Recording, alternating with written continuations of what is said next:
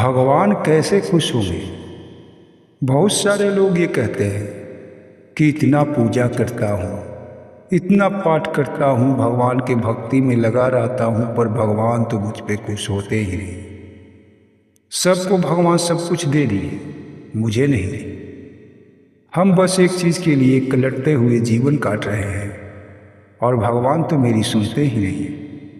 रोज भोलेनाथ पे जल चढ़ाता हूँ, रोज माँ दुर्गा का पूजा करता हूँ, बजरंग बली का पूजा करता हूँ, तीर्थ धाम जाता हूँ, व्रत करता हूँ, फिर भी भगवान हमारी नहीं सुनते। क्यों नहीं सुनते? क्या भगवान बहरे हैं? अब बस तेरे लिए बहरे हैं, सबके लिए बहरे नहीं हैं। जो कहता है वो सुन लेते हैं, और तेरे क्यों नहीं सुनते भाई? तो चलिए इस वीडियो को पूरा देखिए और इस वीडियो में आपको ये पता चल जाएगा कि भगवान आखिर आपका क्यों नहीं सुनते हैं। आप में क्या गलतियां हैं, क्या कमियां हैं, क्या बुराइयां हैं आपके अंदर कि भगवान आपको नहीं सुनते। इस चैनल को अभी तक सब्सक्राइब नहीं किए हैं तो सब्सक्राइब कर लीजिए। चलिए जानते हैं कि भगवान आपका आखिर क्यों नहीं सुनते। सबका तो सुनते हैं, सबको सब कुछ दे दिए हैं। पड़ोसी में जो रहता है उसका कितना बड़ा बंगला है, कितना बड़ा घर है, गाड़ियां हैं, आपके पास नहीं है। हर कोई तो स्वस्थ घूम रहा है, सबका सेहत अच्छा है, जो चाह रहा है वो काम हो रहा है। किसी को पुत्र हो रहा है, किसी को पुत्री हो रही है, किसी का बेटा और बेटी का विवाह बहुत धूमधाम से हो रहा है, और आपका तो कोई काम ही नहीं होता। आप भगवान को हमेशा ये कहते भी रहते हैं, अगरबत्ती और धूपबत्ती भी जलाते हैं, घी का दीपक जलाते हैं। रोज़ आप भगवान से ये कहते हैं, सुबह सुबह उठकर स्नान करके भोलेनाथ पे जल भी चढ़ाते हैं, फूल चढ़ाते हैं, प्रसाद चढ़ाते हैं, फिर भी आपका कोई भी भगवान नहीं सुनते। ये तो अन्याय है ना भाई, कि सबको सुना जाए और आपका नहीं सुना जाए। भगवान को तो चाहिए कि सबकी बातों को मानना चाहिए, क्योंकि भगवान तो सबको बराबर देखते हैं, भगवान सबको बराबर चाहते हैं। भगवान जैसा और कौन है जो दुनिया में चाहे जैसा भी लोग हो, जैसा भी प्राणी हो, सबको वो बराबर प्यार करते हैं, प्रेम करते हैं और सबको बराबर देखते हैं।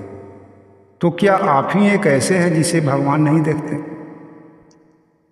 इसका मतलब साफ साफ यही है कि आप में कमी है, आप ही अच्छे तरीके से जी नहीं रहे हैं, आप अच्छे तरीके से भगवान को नहीं कह रहे हैं। बहुत सारे लोग ये कहते हैं कि अच्छे तरीके से सच्चे मन से कहने का क्या मतलब है। कैसे कहा जाता है जो सच्चे मन से कहा जाता है? कई साधु महात्मा कहते हैं, कई लोग कहते हैं कि भगवान से जो सच्चे मन से मांगा जाता है भगवान अवश्य पूरा करते हैं। तो सच्चे मन से मांगा जाता है, इस पर एक सवाल होता है कि कई लोग कहते हैं कि क्या मैं झूठे मन से भगवान से प्रार्थना करता हूँ? ऐसी बात भी नहीं है।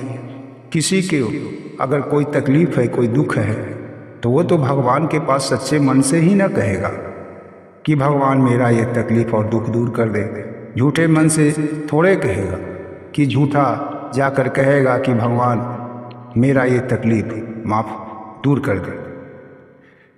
तो सच्चे मन से कहने का मतलब ये है कि आपके मन में भगवान के प्रति श्रद्धा होनी चाहिए। भगवान को देने वाला नहीं समझ, भगवान से प्रेम करें, और जिससे व्यक्ति प्रेम करता है उससे कुछ लेता नहीं है। व्यक्ति जिससे प्रेम करता है उसके मन में जिसके प्रति प्रेम बस जाता है, वो व्यक्ति हमेशा ये चाहता है कि मैं इसे क्या दूं कि ताकि ये प्रसन्न रहे, ताकि ये खुश रहे। क्या इसे गिफ्ट दूं, क्या सब्सक्राइब दूं कि ये खुश रहे, हमेशा प्रसन्न रहे। यही तो प्रेम है। और जब आप भगवान से प्रेम करते हैं और कहते हैं कि हम भगवान को बहुत मानते हैं, पर भगवान से आप तो हमेशा मांगते हैं। क्या मानते हैं? भगवान को आप कितना प्रेम करते हैं? अगर आप भगवान से प्रेम करते हैं तो भगवान को देने के लिए बारे में सोचते रहते हैं, भगवान के सेवा करने के बारे में सोचते रहते हैं। ये नहीं कि भगवान से मांगने के बारे में सोचते रहें। कभी किसी से कोई प्रेम करता है तो क्या उससे हमेशा कुछ मांगता रहता है? कोई भी इंसान अगर किसी चीज़ से प्रेम करता है तो उस इंसान को दिल में ये उत्पन्न हो जाती है कि ये चीज़, ये व्यक्ति मुझसे कैसे प्रसन्न रहेगा, कैसे इसके चेहरे पे मुस्कान आए, कैसे ये मुझ पे हमेशा मरता रहे। बस भगवान भी ऐसे ही है। जैसे आप किसी प्रेमी से प्रेम करते हैं, अपने प्रेमिका से प्रेम करते हैं, उसी तरह अगर आप भगवान से प्रेम करने लगे तो भगवान आपका सुनना क्या, भगवान तो आपके पीछे पीछे दौड़ने लगेंगे। भगवान प्रेम के ही भूखे हैं, प्रेम के प्यासे। इसीलिए भगवान से प्रेम करें। भगवान को धूप अगरबत्ती दिखाने की कोई आवश्यकता नहीं है। भगवान को पुष्प चढ़ाने की भी कोई आवश्यकता नहीं है। भगवान से बस प्रेम करें, भगवान आपके पीछे पीछे रहेंगे। भगवान ये सोचते रहेंगे कि कब वो मेरे सामने आए और आपका सारे मनोकामना पूरा करें, क्योंकि भगवान ये नहीं चाहते कि हर कोई मुझसे सौदा करे। ये तो सौदा ही है ना कि आप भगवान से हमेशा मांगते रहते हैं और आप ये कहते हैं कि भगवान हमेशा किसी को देते हैं और मुझे नहीं देते। प्रेम करने वाला व्यक्ति किसी से कुछ नहीं मांगता और आपको ये लगता है कि सबको भगवान देते हैं, आपको नहीं देते, तो ये बिल्कुल ही गलत है। सबको अपने कर्मों के अनुसार सब कुछ मिला है और आपको भी आपके कर्मों के अनुसार मिला है। आप जो किए हैं वही मिला है। भगवान किसी के साथ नाइंसाफ़ी नहीं करते। आप जब अच्छे कर्म करेंगे तो भगवान आपको अच्छा फल अवश्य देंगे।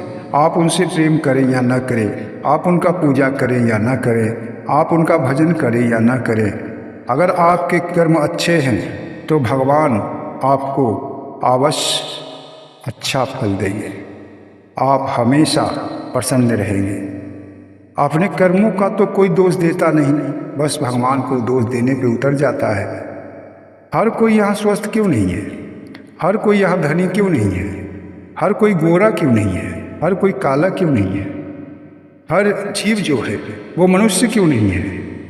आप मनुष्य हैं, कोई जानवर है, कोई कुत्ता है, कोई बाघ है, कोई पक्षी है, कोई कीड़ा मकोड़ा है।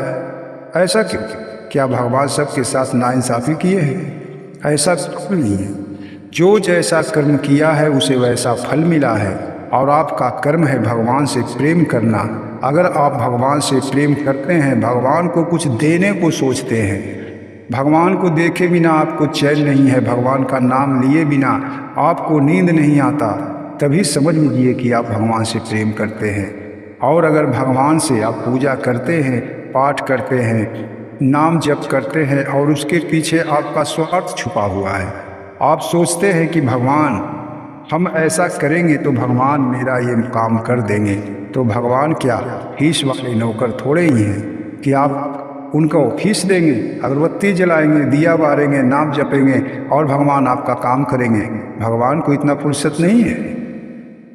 भगवान सारी सृष्टि को चलाने वाले हैं और जो सृष्टि का नियम है उसके अनुसार अगर आप चलते हैं, आप अच्छे मार्ग पे चलते हैं, अच्छे कर्म करते हैं और ईश्वर से प्रेम करते हैं तो आपको कोई नहीं बिगाड़ सकता।